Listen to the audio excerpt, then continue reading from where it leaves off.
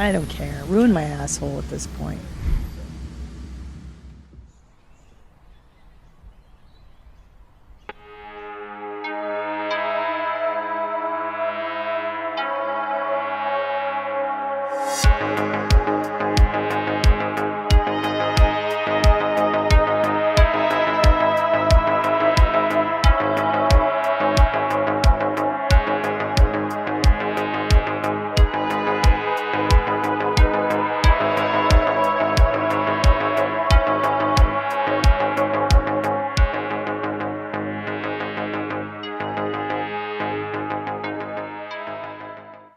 Hey guys, Jim here. Welcome back once again. Today we're going to be taking a look at a prototype of an upcoming knife and an upcoming new knife brand that will hopefully be surfacing fairly soon.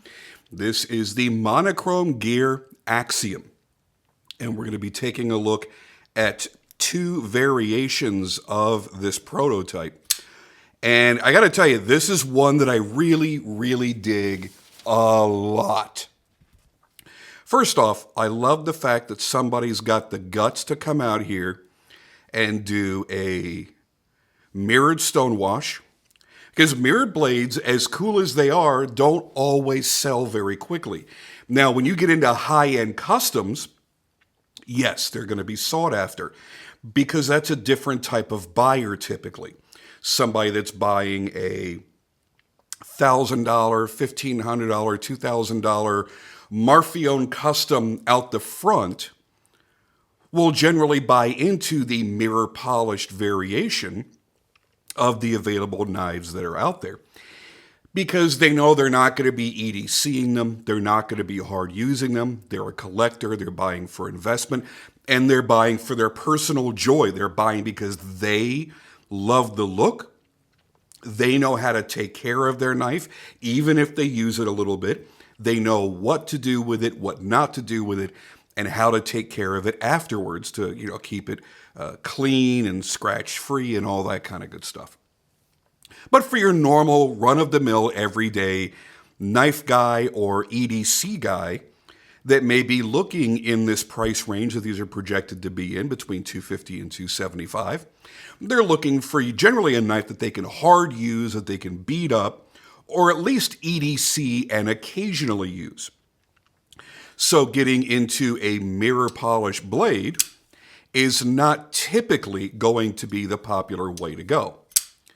Now, that being said, of the two variations, this is my clear favorite. And I love all blacked out knives, especially when they're done right. And this one certainly is. Everything's black, everything's perfect. I would change the external stop pin to black if it were me, just so that everything was just completely jet black and, monochromatic, as the name of the future brand shall dictate. That's the way I would go. But again, these are just prototypes, and there are some changes being discussed already. Oh man, this thing is, and it feels really good.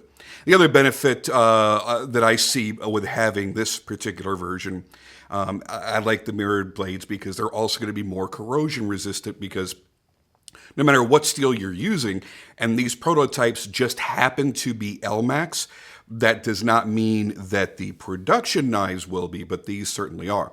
No matter what steel it is, you're closing the pores of that steel when you're doing all this polishing, and that allows them to be more corrosion resistant. Now, that's certainly a big benefit if you're doing something in a non-stainless or a lower grade stainless steel. LMAX doesn't really have any issues with corrosion. It is pretty corrosion resistant. So is M390 and a lot of the popular steels that are being used today. But mirror polishing it just takes it to that extra degree. Now, the opposite is true, is if you bead blast it, if you sandblast it, glass bead blast it, any kind of media blasting, you're actually opening up the pores. So that even a steel that is generally known to be somewhat corrosion resistant could then take on surface rust, could then take on some degree of corrosion from cutting acidic things or, anything like that. So I'm attracted to the beauty of the mirror polish as well as the function. The other thing is, by the way, this is not dusty. This is mirror polished and very lightly stone washed. So you get this the scratch pattern built in automatically. And for those that go, oh, I like mirror polished blades because they look cool, but you can't use them because they show wear immediately and they get scratched. And that's true, they do scratch. And while all steel scratches when it's mirror polished, it really stands out. It's really going to be noticeable. But when you do a polished stone wash, that tends to hide it just a little bit and makes it look a little bit nicer as you continue to own and carry and use it. Now, Best Tech is the OEM on these, and that is who Aiden is going to be going forward with. Aiden Yee, who is the owner of the brand. Again, the founder of the brand is what I should say, because the brand doesn't technically exist yet. That's something that we're hoping happens in the very near future. Now, as I asked Aiden, hey, what's the approximate time of release on these? And he says, well, I'm kind of hoping in the next few months. By the way, I'm recording this in the first week of January 2024, the first week of the year. And he says, I'm hoping to have everything going in a couple of months. And what it looks like it's going to be is it will most likely be a pre-order, because Aiden has a full-time job and one that keeps him rather busy and even moves him around from time to time, relocating him to different areas. So it's slowed down his progress so far with getting these done. But the good thing to that is he's had time to sit here and play with the knife and feel the knife and get other people's opinions on the design. I know he sent it out to Jared Needs. Bang! Needs knives. Recently, I think a few months ago, and then he sent these out to me, and he's been asking for feedback. And one thing that was mentioned to him was that people wished that the forward finger choil was just a little bit bigger. So that is one change that will be made for the production. And I believe it was Jared, they gave him the advice on the rear of the frame. There's a very dramatic taper, which visually looks fantastic. But it was suggested to maybe widen this just a little bit so there was more of a secure handhold, a secure grip on that knife as you're using it. So he has taken these things to heart, and these changes will be made. What I don't know, because I have forgotten to ask, what I don't know is if they will all be in the plain titanium like you see here, or if they're going to have the sunburst milling that you see on the gray version. If it were me, I'd be happy either way. I think it looks really good in the plain. But the milling that was done on here really, really looks fantastic. And there I am in the, hello. Oh, there's my beard. Very, very, very mirror polish. I do like the milling that was done on here. Now let's talk about some of the basics of the knife before we get into specs and all that. As a matter of fact, I'm not really going to spend a lot of time on the specs because anything could change. The blade length could change. The overall length could change. The blade stock thickness could change. But let's talk about the ergonomics, how it feels in the hand, how the action runs, because it is on bearings. On bearings, you can feel that the particular smoothness that this has. So far, I would say everything was executed very, very well. The ergonomics are great. I feel good in a standard hold on the handle. Choking up into the finger choil here also feels very, very good. I would have liked to have seen jimping up here because you've got the jimping here. There's a thumb ramp that is also jimped. I'm going to go ahead and give you a close-up there. So you've got a thumb ramp. It's jimped very, very well. And that does keep you from losing your grip and maybe sliding up the blade. But if you're choked up, You're not really going to be back here because that's a little bit awkward, especially if your thumb doesn't bend as severely as mine does. You're really going to be up on this peak and maybe right down here on the spine. And for that, I would have liked to have seen a little bit of jimping there. Now, it's not necessary, and I don't think a lot of people are going to really mind it one way or the other. But it's something that holding it in your hand and kind of playing with it and using it, you kind of feel that and go, oh, that's really, my thumb kind of finds this as a home when I'm choked up, so I'd kind of like a little bit of traction there. So that's probably going to be a very individualistic type of thing, and others may not share my opinion. I'm not an enormous fan of exposed stop pins, but as I talk to Aiden about it, he likes it and he'll be retaining that because it gives people this sense of, really it's a false sense of security. It makes people think that the knife is more robust and tougher if the stop pin is on the outside. Now, internal stop pins aren't necessarily weak. They can be weaker than an external stop pin, again, depending on how the stop pin was made. But it just can sometimes interrupt the flow of the design. And, you know, on this one, like I said earlier, I would love to see those done in black just so that they blend in a little bit better. I want to stop for a second because I want to clean off the blades just a little bit. I noticed a spot where I guess I got my fingerprints on there when I was doing the photography.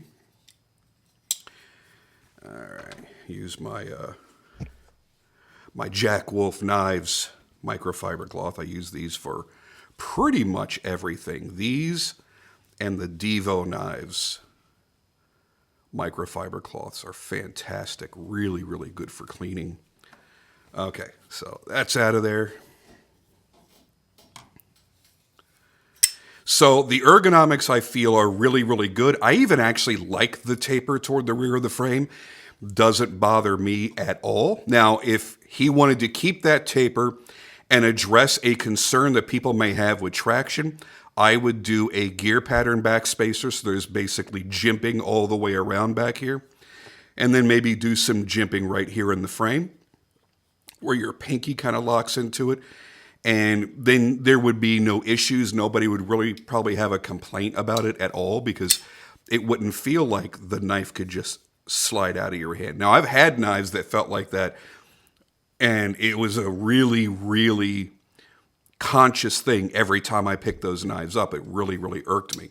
So I am sensitive to that. And I really don't think that this one is so severely shaped that that's going to be an issue. The blade window here was done very, very well. They did chamfer the interior surfaces. It'll still take a little bit of fingernail, top layer of fingernail off if you're flicking over and over and over, but it's certainly not bad. So you can thumb flick if you want, you can reverse flick, and this was what he had designed it for. And the odd shape of this lends to reverse flicking off your nail really, really well because you've got this angle here. Instead of it being rounded or straight, you've got more leverage because of the way that it's angled there. You're actually pushing against that flat plane.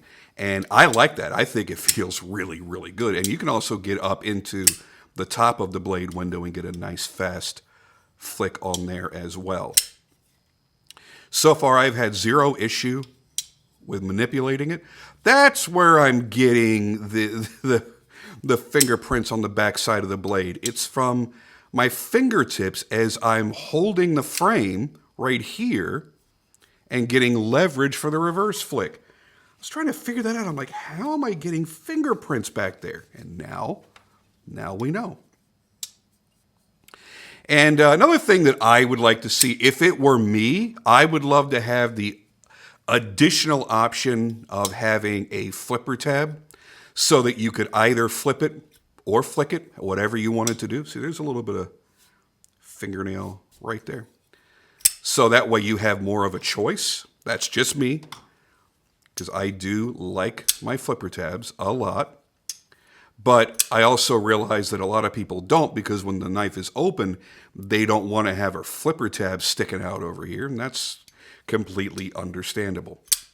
Oh, there's something so wonderfully smooth about this polished one. Ooh. I'm going to have to see if Aiden will sell me this. I like this a lot. Don't be too surprised if you end up seeing this on my Instagram and my personal collection at some point, because I'm really digging that, and I'm wondering if this version is even going to make it to production. Because again, a lot of people will refuse to buy a mirror polish blade because they're afraid. They're afraid of scratching it, afraid of making it look like crap. And I'm not mocking you. I do understand how you feel about that. I just think it looks great. It feels great. And by the way, when you're cutting with a mirror polish blade, you can feel the fact that there's reduced friction. Like if you're cutting through big sections of cardboard, you could feel it gliding through a lot better. So yeah, I like that version a lot. And I like the starburst on there, which doesn't exist on the black one. So again, that leaves me to question, will there be starburst? Will there not be starburst? I just wonder. So here's what you can do. You can go follow Aiden on his YouTube, which is Monochrome Gears. I think it was called Monochrome EDC Gears, something like that, or Monochrome Gears. It'll be on the screen. Future me will correct my issues here as I'm stumbling to speak, and also on his Instagram, because he'll give continuous updates of where the design is, what's being changed, when it's going into production, when they expect the shipments, and if they're going to do pre-orders or live drop sales. Which, for someone in his position, I know people think that if you can design a couple of good knives and create a brand around that and have the knives manufactured, that that they're just going to have it made, man. They're going to be rich overnight. And that is not the case. For a normal, regular individual, the smartest thing to do is have a day job, stick with your day job, don't quit your day job, and do this as a side gig. Design a couple of great knives, get the manufacturing set up, get your prototypes out there, make sure the quality is where you need it to be, make sure you get the material selections that you want, and at the pricing that you want it to be at to satisfy your customers the best, and then get them made. The smartest thing you can do is keep your day job and do a pre-order, guaranteeing that the money being outlaid to the manufacturer, in this case Bestech, is secured, that the knives that you're having made will be sold. Go out there and make 300 or 400 knives. Remember, most OEMs will have a minimum order quantity, an MOQ, of 300 for a folder. Go out there and spend $30,000 not knowing if people are going to buy your knife. It's a scary proposition. But if you can do a pre-order and enough people like the design, and enough people like me and Jared and others have had a chance to physically handle the samples and go, yeah, this is made competently, there are no glaring issues, and if that is the same manufacturer that's making the production run, then I would expect it to be the same, then you have a basis in which to make your decision and go, okay, I'm going to invest that $250, $260, $275 on this knife, on this new brand, and hope it comes to fruition. Look how many times you or other people have invested in, what are those campaigns? What's that website? Gosh darn it! Why am my mind is blanking? Anyway, I'll write it up on the screen here because I'm sure I will remember it in the next few minutes, and as I'm editing, put it in there. And then you see those projects, Kickstarter, there we go. You see those projects get backed, and then the product never gets made. It happens so often. And it doesn't happen really hardly at all when it comes to these knife brands. You know, these guys are people that love knives, that are born from the EDC community and go, hey, I think I can make a go at this. let me go ahead and make a cool design. And if people like it, they'll buy it. That's great. So you're taking a risk and he's taking a risk. Everybody's taking a risk. Yours is obviously less than his. And that allows him the flexibility to then produce, say, oh, I'm going to make 150 of these, 125 of these, and 75 of another, satisfy my MOQ. And I know that those are going to sell. Look at what I just did with my Caladans. The second run, I decided to amplify everything, and instead of having half a dozen variations, we had 15 variations, different scale materials, different finishes, and things like that. And some of them sold immediately, sold out completely, done, gone forever. Some have sold almost completely. They've sold very, very quickly. And some have barely moved. Because you have to hope that the stuff that you're putting out there, enough people are going to like it to buy that particular one. If you said, you know what, I'm going to take a risk and bet on black. I'm just going to make the black. I'm going to pay $30,000 to have 300 of these made, or $35,000 or $40,000, depending on what the cost and the retail is actually going to end up being. I'm going to take that risk and I'm going to make them only in black. And what happens is people that fall in love with this design go, I really like that design and I love the fact it's a really super deep hollow grind and it's super sexy, but I really don't buy all black knives. It's not my thing. I really don't dig it. It reminds me too much of a Glock, and I don't want a Glock. I want a 1911. I want something with a little bit of character and personality. And by the way, that is not my personal thoughts. I love Glocks. I'm just giving you basic scenarios here. So now all he did was make the black, and he's got 300 of those bad boys piled up in his office. 75 of them sell. Now he's stuck. He's stuck with all the knives, and he's stuck with, or he has lost all of that money that he invested. And it's a scary proposition. So yes, that's why pre-orders are so popular right now with so many of these smaller fledgling brands. It is the smartest way to do it as a businessman. Now, as a consumer, you may not think it's very smart because you're like, man, I don't want to spend $250 and then not see that product for a few months. That sucks. That's no fun. Sometimes we get impatient for our new toys, don't we? But that's just the way it is. That's the smartest way to do it business-wise and not maybe risk your family's comfort, I guess maybe is the best way to put it. You're not going to risk losing your house or a car or something else because you've got all that money outlaid and nobody's buying the product. So the next time you go to complain about somebody doing a pre-order, keep that in mind that not everybody is rich and not everybody that starts up a business has a lot of capital in which to do so.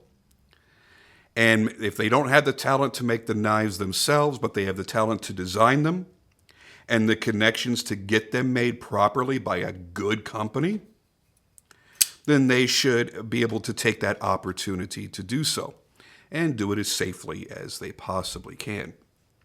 So that's the way that I look at it. You know, as far as being upset because, oh no, I've got to wait. I'll tell you right now, I just recently paid for a custom gun to be built. And I haven't even gotten the first email about it because supposedly they email you along the way and say, okay, they have now machined your frame out of this block. They have machined your slide. They have, done this and done this and done that through each step. And I was told 12 to 14 weeks before it's going to be done. That's $2,000 outlaid for one pistol that I won't even see until May, mid-May, maybe toward the end of May, and that's if they're not late. So I feel you. I know where you're at. I know it sucks to lay out money and then wait and wait and wait, but sometimes it can't be avoided. And in the knife game, we are definitely seeing that a lot more often than most other industries, because there are so many people that are talented at designing knives that are not knife makers, that are also not independently wealthy, that are having to rely on a factory to make them, and it's a huge investment to do so. Give you a nice close-up on this. And I realize this video is running way, way longer than you were signing up for, but sometimes it's important to ramble a little bit and get some of those extra points out there that maybe apply across a lot of different knives, and maybe we don't think about these things all the time. I really like how this thing feels. It's really, really well done. And the pocket clip, look how nicely milled this pocket clip is. Perfect ramp, good tension. It's not tapping on the backside of the frame.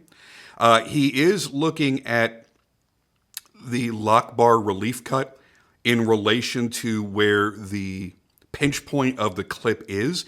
He doesn't want it to snag on anybody's pocket. So they're looking at changing the geometry between these two, whether it's making the clip a little bit longer or offsetting it more toward the frame and less toward the lock, or maybe moving where the lock bar relief cut can be. I don't know how they're going to make the adjustment, but he's looking at making an adjustment, so there are no issues with that.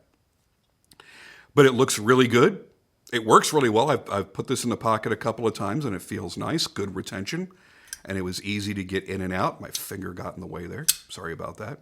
There's something about being zoomed in like this that makes me feel like the knife is actually right up here and I'm going to hit something, so I tend to flick it a little bit more lightly or differently.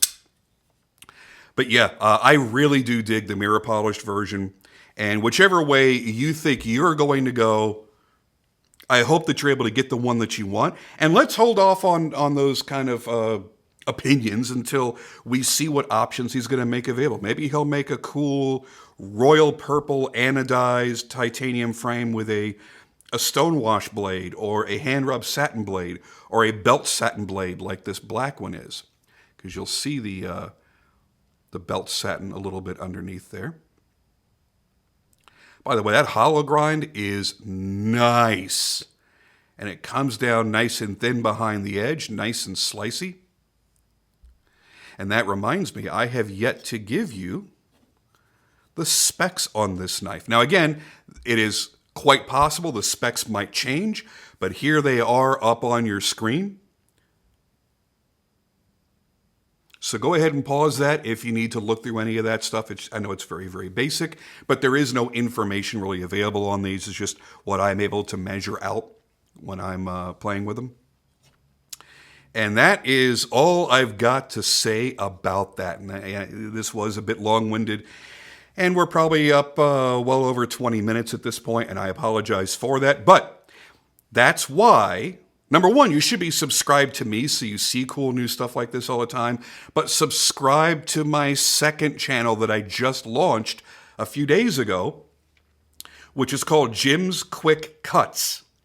And what that is very short format, very quick, very concise knife reviews that are not as in-depth. There are no stories being told. There is no background on the makers or the processes involved in making the knives. It's just simply, here's the knife, here's what it looks like, here's the specs, here's availability and price, and boom, we're out of there. And here's a little bit of my personal opinion. So about 5 minutes or less. So if you don't like the long format of my typical reviews, and you feel like, hey, you know what? I don't need to know everything about the product I'm looking at buying. I don't know why you would think like that, but people have said that. They said, oh, these reviews just take too long. You talk too much. It's a friggin' review. What do you expect? Anyway, that's why I made the second channel. So go over there, subscribe to it, and I'm going to try every major video that I put out on my channel that I will make a short form review for the Quick Cuts channel so that you have a choice. Maybe you'll watch the Quick Cuts review while you're, scrolling through your phone while you're taking a poop. 5 minutes or less, you could probably get your business done and you can see a cool knife. And then you can make the determination, hey, I want to know more about this. Let me go to Jim's main channel and watch that 18 to 22 minute long video, and I'll make a sandwich and I'll have to poo again. I don't know. you figure it out for yourself. But I'm doing my best to give you that option now, brand new for 2024. Anyways, that's all I got to say about that, and I'll see you guys on the next video.